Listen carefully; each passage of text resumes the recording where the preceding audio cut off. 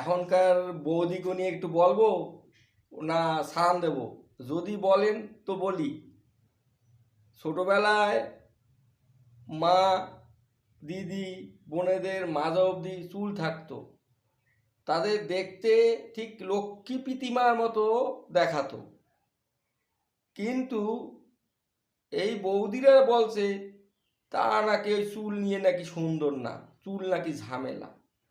তাই তারা বিউটি পার্লারে গিয়া চুল ছাঁটা শুরু করছে। ছাড়তে ছাড়তে ছাড়তে চুল একদম ঘেটে অবধি চলে আইছে। তাও তখন তারা নাকি সুন্দর না, তখন সুন্দরও হয় না ওই চুল ছাড়াতে। এখন যা দেখতাছি কয়েক বছর পরে ওই চুল বৌদিকে ওই চুল ছাড়তে ছাড়তে বৌদিরা ঠিক নতুন একটা কাট নিয়ে আইবে। সেই কাট হচ্ছে ন্যাড়া কাট।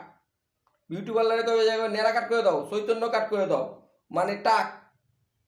এই টাক কাটিং যদি দেয় বৌদিরা, তবে বৌদিরা সুন্দর হবে, তার আগে বৌদিরা সুন্দর হবে না। এখন সামনে যে কাটিং আইবে সেইটা চৈতন্য কাটিং বৌদিকের জন্য, তবেই বৌদিরা সুন্দর হবে।